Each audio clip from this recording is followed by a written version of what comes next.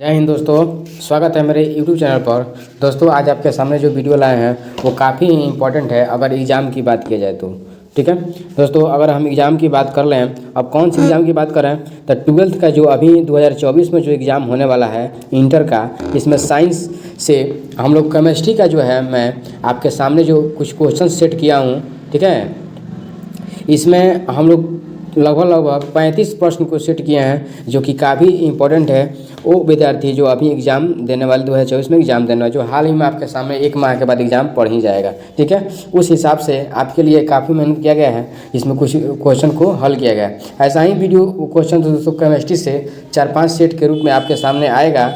इसलिए मैं आपसे छोटा सा रिक्वेस्ट करना चाहता हूँ कि अगर आप जो है मेरे चैनल पर अगर आए हैं पहली बार तो इसको सब्सक्राइब कर लीजिए, अगर दोबारा आए हैं तो शेयर भी कर लीजिएगा। आप पहली बार आए हैं तब भी शेयर करिए। ठीक है, यह दोस्तों BACB जो हमारा पटना बोर्ड है उस हिसाब से इस क्वेश्चन को शिफ्ट किया गया है ताकि ज़्यादा से ज़्यादा क्वेश्चंस लड़े। ठीक है, आगे दोस्तों ज़्यादा टाइम वेस्ट नहीं करते हुए हम लोग प्रश्न पर चलते हैं, जिसमें 35 प्रश्न केमिस्ट्री से आपके लिए लाया गया है। इसमें काफ़ी समय भी लग सकता है चूँकि हम लोग जो है एक्सप्लेन करके सारे जो है क्वेश्चन को पढ़ेंगे। ठीक है, इसमें पहला दोस्तों प्रश्न हमारा कह रहा है कि 1 फैराडे विद्युत कितने कूलाम के बराबर होता है। ठीक है, कूलाम की बात कर रहे हैं, यहाँ पर फैराडे की बात कर रहे हैं। ठीक है, तो दोनों की अगर मात्रक में हम बात करें तो 1 फैराडे में 96,550 जो है कूलाम होता है। ठीक है, आगे दोस्तों चलेंगे। ठीक है, इसलिए अब 96,550 होगा, इसलिए आप भी यहाँ समझ सकते हैं हमारा ऑप्शन जो बी करेक्ट होगा, क्योंकि 96,550 ऑप्शन बी में दिया हुआ है। सी में होगा तो सी सही होगा, मतलब 96,550 हमारा करेक्ट आंसर होगा। वो किसी भी ऑप्शन में उससे मतलब नहीं है, जिसमें है उसको हम मारेंगे। फिलहाल अभी ऑप्शन बी में, इसलिए बी करेक्ट होगा। आगे चलो दोस्तों चलते हैं। कह रहा है लोहे का मुख्य अयस्क कौन है। ठीक है, ऑप्शन दिया है सिडेराइट, मैग्नेटाइट, हेमेटाइट, और ऑप्शन दिया है डी। दोस्तों यहाँ अगर हम आंसर की बात करें तो हम लोग यहाँ पर सभी आंसर हो जाएगा। अब सभी क्यों होगा इसको समझ लेते हैं। सभी इसलिए हमारा ऑप्शन यहाँ सही है क्योंकि ये ऑप्शन ABC जो है वो सिडेराइट, मैग्नेटाइट और हेमेटाइट, ये तीनों जो है वो लोहे का अयस्क है, इसलिए ऑप्शन डी हमारा क्या हो जाएगा, वो करेक्ट हो जाएगा। आगे दोस्तों को देख लेते हैं। कह रहा है एल्कोहल बनने में एल्केन के एक हाइड्रोजन को किस ग्रुप द्वारा प्रतिस्थापित किया जाता है। हाइड्रोजन को किस ग्रुप द्वारा स्थापित किया जाता है। यहाँ ग्रुप दिया हुआ है 4, hydroxyl group, aldehyde group, carboxylic group, chloro group. दोस्तों जो एल्कोहल जो बनता है उसमें एल्केन के एक हाइड्रोजन को जो स्थापित किया जाता है वो हाइड्रोक्सिल ग्रुप द्वारा किया जाता है, इसलिए हमारा ऑप्शन जो हो जाएगा ए करेक्ट हो जाएगा। दोस्तों अब इस जो है अगले प्रश्न जो 4 नंबर प्रश्न है उससे पहले थोड़ा सा स्क्रॉल कर लेते हैं ताकि यह सही रहे। ठीक है, आगे हम देख लेंगे चौथा प्रश्न को। ठीक है, चौथा प्रश्न कह रहा है कि संक्रमण तत्वों को और भी नाम से जाना जाता है, मतलब संक्रमण तत्वों को और किस नाम से जानते हैं। ठीक है, तो हमारा ऑप्शन हो जाएगा A S block, option B P block, D block और F ब्लॉक है। ठीक है, अगर देखेंगे तो हमारा आंसर हो जाएगा D ब्लॉक, इसलिए हमारा ऑप्शन जो हो जाएगा यहाँ पर C करेक्ट हो जाएगा। आगे दोस्तों देखते हैं 5 नंबर प्रश्न में कह रहा है कार्बोहाइड्रेट जो जलांशित होकर 3 से लेकर 10 मोनोसेक्राइड इकाई प्रदान करते हैं उससे क्या कहा जाता है। ऑप्शन में अगर देखेंगे तो मोनोसेक्राइड, डाइसेक्राइड, ओलिगोसेक्राइड और पॉलीसेक्राइड हमारा क्रमागत यह जो है ऑप्शन है। ठीक है, जिसमें हमारा आंसर हो जाएगा ओलिगोसेक्राइड, ओलिगोसेक्राइड, इसलिए ऑप्शन जो हमारा सी हो जाएगा वो क्या हो जाएगा, करेक्ट हो जाएगा। आगे देखते हैं 6 नंबर प्रश्न को। दोस्तों 6 नंबर प्रश्न में कह रहा है कि ब्यूना N तथा ब्यूना S क्या है। कर रहा है ऑप्शन देखेंगे प्राकृतिक रबर, ऑप्शन बी कह रहा है संश्लेषित रबर, ऑप्शन सी कह रहा है लैटेक्स, डी में पॉलीथीन। दोस्तों इसको हम संश्लेषित रबर कहते हैं, इसलिए हमारा ऑप्शन जो बी हो जाएगा वो करेक्ट हो जाएगा। आगे दोस्तों देख लेते हैं 7 नंबर प्रश्न को। दोस्तों 7 नंबर प्रश्न में कह रहा है कि पेट में अत्यधिक अम्ल को बनने से रोका जा सकता है। जो पेट में जो अम्ल बनता है जैसे एसिडिटी हो जाती है, उसको ज़्यादा अम्ल जो है उसको बनने से किसके द्वारा रोका जा सकता है।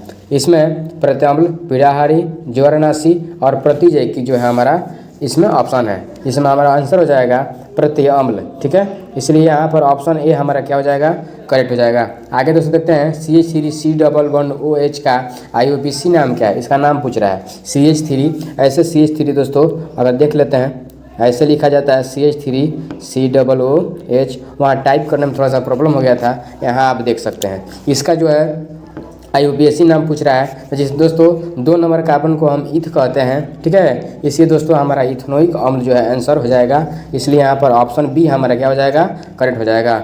दोस्तों यहाँ पर कह रहा है सुक्रोज का सूत्र क्या है। दोस्तों सुक्रोज का सूत्र होता है वो C12H22O11 होता है, इसलिए हमारा ऑप्शन जो बी यहाँ पर भी करेक्ट होगा, क्योंकि यहाँ पर आप देख सकते हैं C12H22O11। आगे दोस्तों जो प्रश्न है उसको हम देख लेंगे 10 नंबर प्रश्न को। 10 नंबर प्रश्न में दोस्तों कह रहा है कि CH3CH2NH2 को क्या कहा जाता है। इसमें अगर देखेंगे तो इथाइलएमीन, प्रोपाइलएमीन, मिथाइलएमीन और अमोनिया। दोस्तों आपको बताएं अभी कि कार्बन काउंट कर लिया जाता है। 1 नंबर को हम लोग मीथ कहते हैं, 2 नंबर को ईथ कहते हैं, तो यहाँ पर इथाइलएमीन हमारा हो जाएगा, ठीक है। इसलिए हमारा ऑप्शन जो हो जाएगा ए क्या हो जाएगा, करेक्ट हो जाएगा। आगे दोस्तों देखते हैं 11 नंबर प्रश्न कह रहा है आवर्त सारणी के ग्रुप 1 के तत्वों को जाना जाता है, मतलब किस तत्व के रूप में जानते हैं इसको। क्षारीय धातु, क्षारीय भूमिज धातु, अक्रिय गैस, कोई नहीं।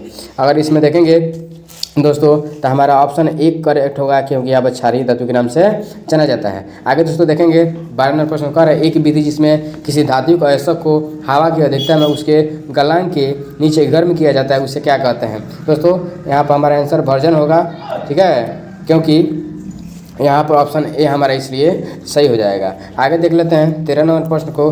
दोस्तों 13 नंबर प्रश्न में कहता है कि कॉपर धातु का शोधन निम्नलिखित में से किस विधि द्वारा किया जाता है। कॉपर का संशोधन किसके द्वारा किया जाता है। ऑप्शन में वैद्युत अपघटनी संशोधन, मंडल प्रसीकरण, वर्णलेखिकी या कोई नहीं। हमारा ऑप्शन चारों यहाँ है। इसको देख लेते हैं। ऑप्शन हमारा ए सही होगा, यहाँ पर ए क्यों सही होगा, क्योंकि विद्युत अपघटनी शोधन द्वारा इसको शोध किया जाता है, इसलिए हमारा ऑप्शन क्या हो जाएगा, ए करेक्ट हो जाएगा। आगे देखते हैं अमोनिया आंध्र लाल लिटमस पत्र को किस रंग में बदल देता है। अमोनिया जो है लिटमस पत्र को किस रंग में बदलता है। ऑप्शन हमारा यहाँ पर देख लेंगे, ए नीला, बी हरा, सी काला और डी है उजला। हमारा ऑप्शन जो हो जाएगा ए सही होगा, क्योंकि अमोनिया जो है लिटमस पत्र को जो है नीला कर देता है। अगला जो प्रश्न दोस्तों कर रहे हैं उजला, अगला यहाँ प्रश्न देखेंगे कर रहे हैं उजला और पीला फास्फोरस है, मतलब वो क्या है। ऑप्शन देखेंगे अपरूप, बी में समस्थानिक, सी में समभारिक और डी में समन्यूट्रॉनिक दिया है, जिसमें ऑप्शन हमारा ए करेक्ट होगा, क्योंकि अपरूप हैं ये दोनों, ठीक है। आगे देख लेते हैं 16 नंबर प्रश्न कह रहे हैं नाइट्रिक अम्ल तैयार किया जाता है किस विधि द्वारा। संपर्क विधि द्वारा, ओस्टवाल्ड विधि द्वारा, प्रकाश संश्लेषण, हैबर विधि। ऑप्शन हमारा चलो यहाँ पर उपलब्ध है, आप भी देख सकते हैं। दोस्तों अगर जो भी हम प्रश्न आपको सामने दे रहे हैं इस प्रश्न का आंसर आप जानते हैं तो तुरंत कमेंट करिए मेरे बताने से पहले, नहीं तो मैं तो बता ही दूंगा, कोई दिक्कत नहीं है, ठीक है। चलिए दोस्तों साथ साथ चलते हैं और प्रयास करते हैं हम लोग। मेरी आशा है अब मैं आपको बेस्ट विषय देता हूँ आपके एग्जाम के लिए, आशा करता हूँ कि आप भी सफल होइएगा।